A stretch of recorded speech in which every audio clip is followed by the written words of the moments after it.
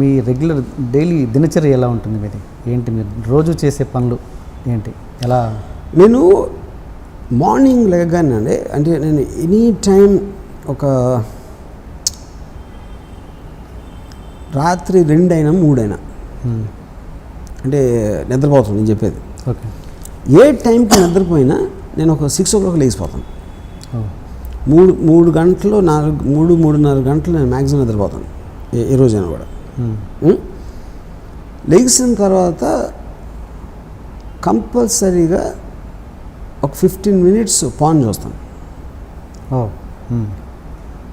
తర్వాత ఒక సినిమా కానీ డాక్యుమెంటరీ కానీ చూస్తాను, డిపెండింగ్ ఆన్ మై టైం. అంటే షూటింగ్ లేకపోతే నాకు ఎక్కువ టైం ఉంటుంది కాబట్టి ఒక ఫిల్మ్ చూడొచ్చు. ఓకే.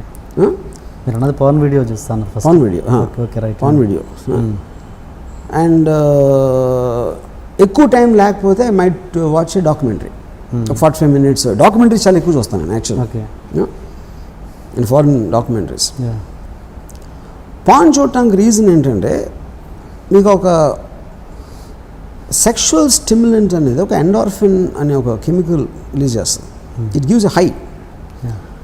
తర్వాత డే మొత్తంలో అదే హై మీరు కోరుకోవాలనుకుంటారు. అదే హై.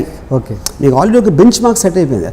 పొద్దున్న లేచి వెళ్ళాలి, ఆఫీస్కి వెళ్ళాలి, స్కూల్ వెళ్ళాలి, అలాంటి లోలో వచ్చి స్లోగా మీరు ఎదుగుతా ఏదో అవుతూ ఉంటారు. మొత్తం అంటే 95% ఆఫ్ ద పీపుల్లో ఒక నిస్తేజత లాంటి ఒక ఇది ఉంటుంది. ఏదో చేస్తున్నాం పని, ఇంటికి వెళ్ళాలి, చూడాలి అని. ఎప్పుడైతే మీరు లెగ్గానే 15 minutes పాన్ చూస్తే అది ఆటోమేటిక్గా ఈ స్టిమ్యులెంట్స్ అన్నీ మీకు ఆల్రెడీ ఒక టాప్ దానికి రీచ్ అవ్వాలి. అంటే ఒక ఎనర్జీ ట్యాబ్లెట్ లాగా వాడతాను నేను. ఓకే. లిటరల్గా అది మీకు సెక్స్ చేస్తే కూడా వస్తుంది కదా? రాదు. ఎందుకంటే సెక్స్ చేస్తే దాని ముందు వెనకాల వేరే ఇంకా ఇవి ఉంటాయి, ఎడిషనల్ స్టోరీస్ ఉంటాయి. అది కట్ చేస్తే చేజ్ మాట అంతే.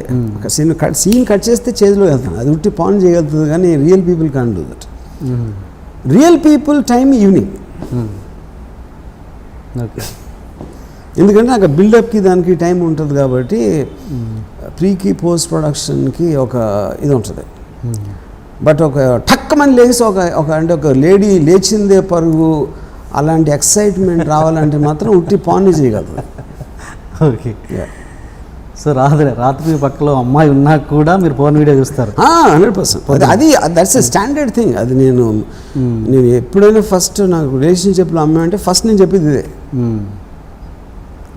ఇది నేను ఒక థెరపీలాగా వాడతాను. నువ్వు వేరేగా ఫీల్ అవుతే చేస్తున్నాడు ఏమని ముందు చెప్తాను.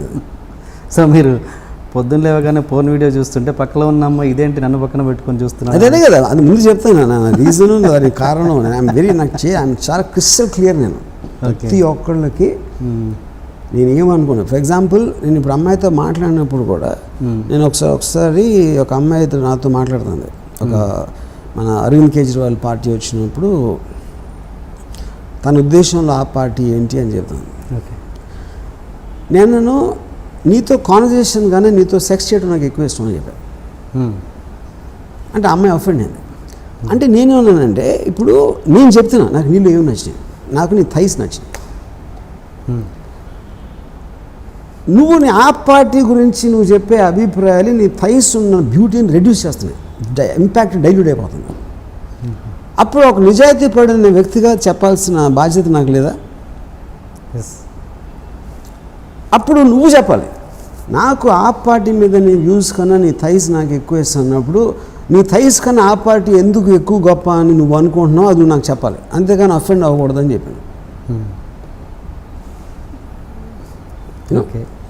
సో అది ఇప్పుడు అది ఫన్నీయా, లాజిక్కా, ఇంటెలిజెన్సా ఏంటి అనేది ఇప్పుడు మీరు ఇంత క్లారిటీగా నేను కార్డ్స్ ఆడుతున్నాను, నా కార్డ్స్ అన్ని చూపెడేస్తాను, ఇవి నా దగ్గర ఉన్నాయి, నేను దాచుకుని ఆడను. ఇప్పుడు నేను ఇది నా టైప్, ఇది నేను ఇట్లానే మాట్లాడతాను, ఇలాగే నా ఎక్స్ప్రెషన్స్. దాని తర్వాత మీరు డిసైడ్ చేసుకోండి. నాకు కాలేజ్లో ఒకటి చెప్పాడు నా గురించి, రామగోపాల్ నీతో ప్రాబ్లం ఏంటంటే నువ్వు ఒకటి అనుకుంటావు నాకు చెప్తావు, దానికి నేను ఏమనుకుంటాను కూడా నువ్వే చెప్తావు. అప్పుడు అని దాని తర్వాత నేను ఇంకా ఏమనుకోవచ్చు కూడా నువ్వే చెప్తావు. దాని తర్వాత అసలు నాకు తట్టని కూడా నువ్వే చెప్తావు. అవన్నీ నువ్వే పెట్టేసుకొని నా మీద అభిప్రాయం ఏర్పరచుకుంటావు, అది నీతో ప్రాబ్లం అని చెప్పాడు. నిజమేనా అది? అది నిజం యాక్చువల్గా. సో అప్పుడు నేను ఐఎమ్ యాక్చువల్లీ సైకింగ్. ఇప్పుడు ఒక వ్యక్తితో మాట్లాడుతాను. ఫర్ ఎగ్జాంపుల్ మళ్ళీ అమ్మాయి దగ్గర నేను అమ్మాయిని అలా ముట్టుకోవటానికి చేస్తే ఒక పర్టిక్యులర్ బాడీ పార్ట్ మీద తను, నేనేమన్నానంటే ఒక అమ్మాయిగా నీ ఒంట్లో ఉన్న రకరకాల అవయవాలు మ్యూజియంలో పెయింటింగ్స్, స్టాచ్యూస్, డైమండ్ రింగ్స్ ఇట్లాంటి మ్యూజియంలో పెడతారు రకరకాల.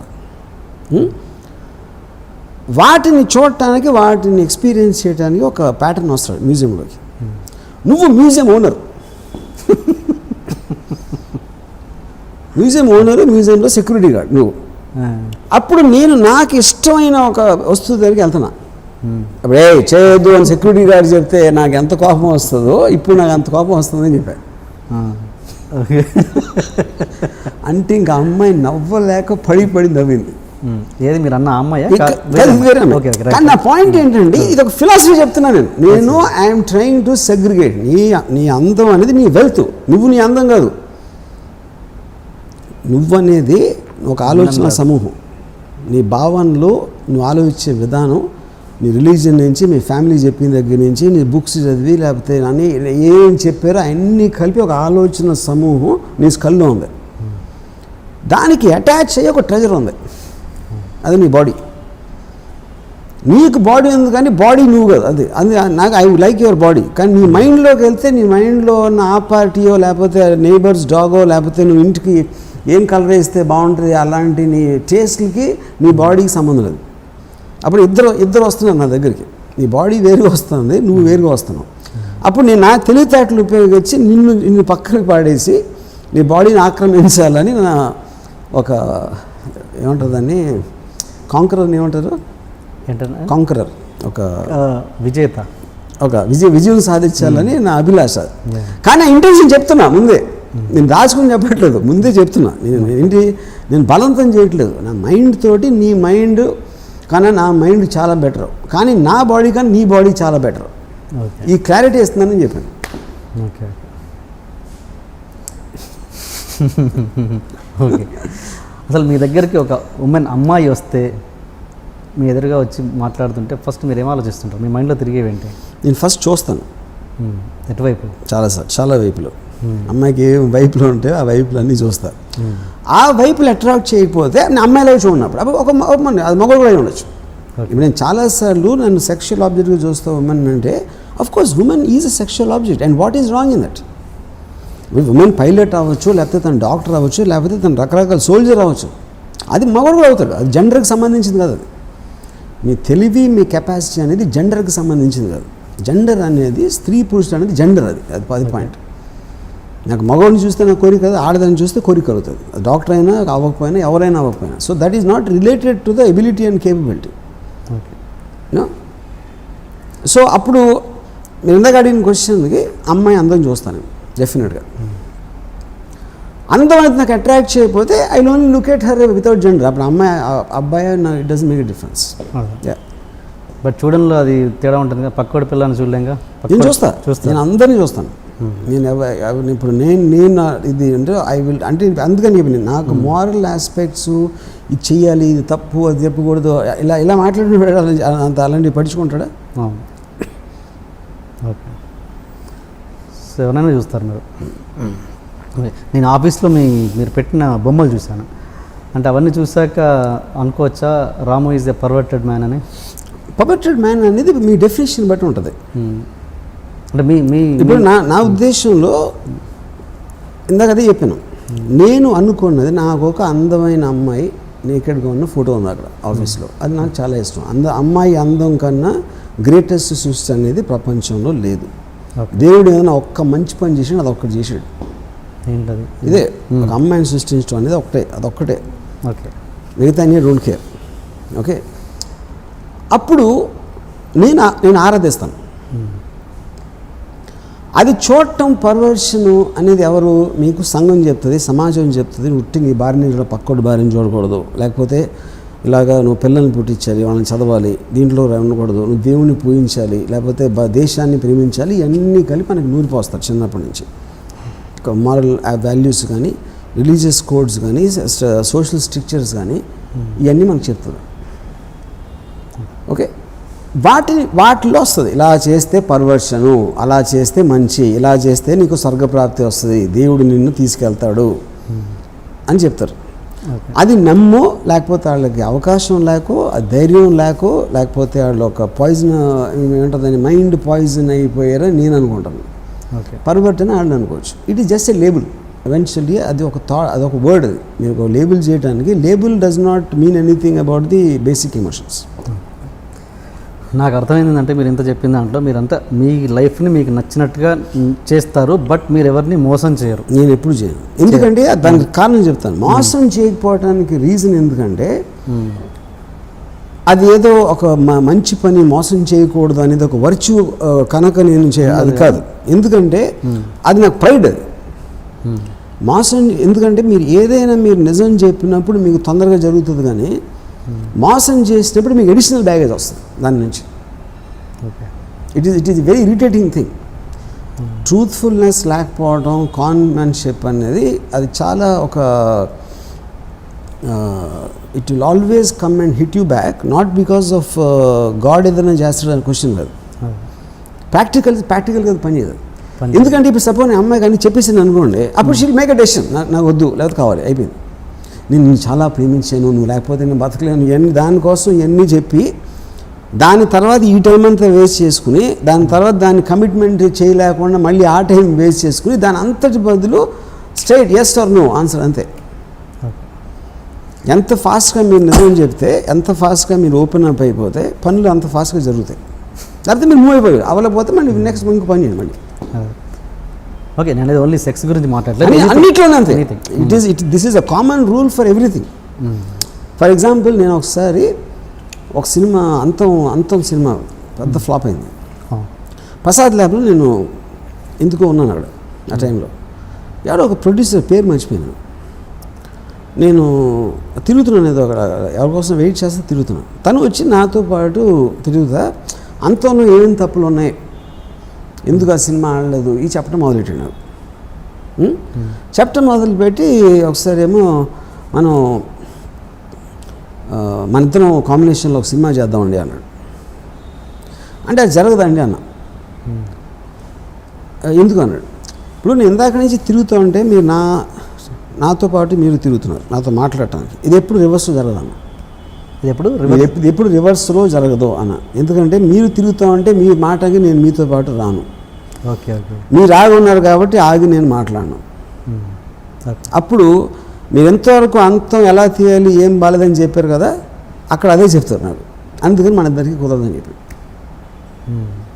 రామ్ గోపాల్ వర్మ కన్నా పొగరు నా కొడుకుని ఎప్పుడు చూడలేదని చెప్పాడు. తర్వాత కరెక్టే, అది పొగరా లేకపోతే క్లారిటీ. ఎందుకంటే అందరూ లేదండి మనం తప్పకుండా చేద్దామండి అని తర్వాత రేపు పొద్దున్నని, దాని బదులు నా నుంచి ఏం ఎక్స్పెక్ట్ ఇది నేను వద్దు కావాలి, డెసిషన్ అయిపోయింది, ఫినిష్డ్, మ్యాటర్ క్లోజ్.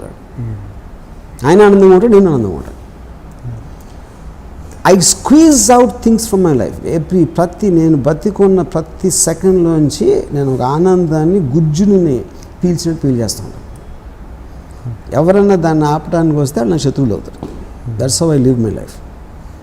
మరి ఇదే తిరగడం, ఇదే క్యారెక్టర్ అన్నది, ఇదే నేను అన్నది మీకు శివ టైంలో లేదా?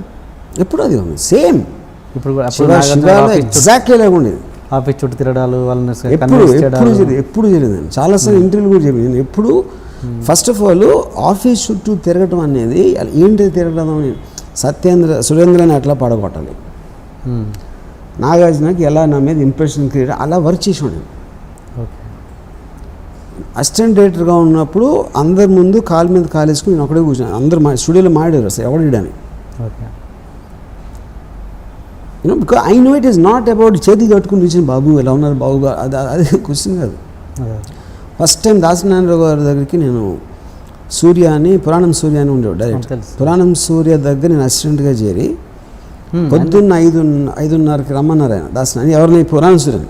ఆయన నేనెవరో తెలియదు. నేను సూర్య కొన్న 5 అసిస్టెంట్లో నేను ఒకటికి వచ్చాను. ఎంటర్ అవ్వగానే ఆయన లివింగ్ ఒక ఆయన డ్రాయింగ్ రూమ్లో కూర్చున్నారు. నేను వెనకాల నడుస్తున్నాను, వీళ్ళందరూ వస్తున్నాను, అందరు వెళ్ళి ఆయన కాళ్ళ దగ్గర కూర్చున్నాను. నేను అది చూడగానే వెనక్కి తిరిగి వచ్చాను. అంటే పాయింట్ దాసనారాయణరావు గారిని గౌరవించాలా లేదనేది క్వశ్చనే కాదు. అలాంటి జెస్చర్ నాకు ఇష్టం. దాసనారాయణరావు గారు అంటే వాళ్ళకి మించి 100 రెట్లు నాకు ఎక్కువ ఉంది గౌరవం. కానీ దాన్ని ఎక్స్ప్రెస్ చేయడానికి మీరు కాళ్ళ దగ్గర కూర్చోవాల్సిన అవసరం లేదు. అది నేను సిల్లీగా ఫీల్ అయ్యే కొన్ని జెస్చర్స్ ఉంటాయి, అది ఏం చేసినా నేను చేయను. కానీ ఇప్పుడు అదే అసిస్టెంట్ని దాసనారాయణరావు గారిని నా దగ్గర నన్ను ఆయన ఎదురుగా కూర్చోబెడితే దాసనారాయణరావు గారి సినిమాల గురించి వాళ్ళకన్నా 10 రెట్లు ఎక్కువ నేను మాట్లాడతాను. నేనేమి నేర్చుకున్నాను, ఏం ఎఫెక్ట్ అయ్యాను, ఇలాంటివన్నీ కలిసి. కానీ కేవలం ఆయన వెళ్ళి ఆయన కాళ్ళు ముట్టుకున్నంత మాత్రం నాకు తక్కువ రెస్పెక్ట్ ఎట్లా అంటారు? అప్పుడు ఈ డిస్కషన్ మీ మధ్యలో ఇవ్వడం జరిగిందా దాసరి గారికి మీకు? అంటే అప్పుడు నేను వెళ్ళిపోయినప్పుడు ఆయన రిజిస్టర్ కూడా చేస్తుంటారు, ఎందుకంటే నేను ఎవరో తెలియదు కాబట్టి. నేను ఎవరో బాగా ఏదో వచ్చి అలా ఇల్లు ఉంటాడు అనుకుంటారు ఆయన. తర్వాత మీరు కలవలేదు, ఎప్పుడు కలిసాను కానీ ఈ టాపిక్ నేను ఎప్పుడు I don't think I told. నేను ఇండస్ట్రీలో వేరే వాళ్ళకి ఎక్కడెక్కడ చెప్పి ఉండొచ్చు కానీ దాసరి గారికి చెప్పినట్టు గుర్తులేదు నాకు.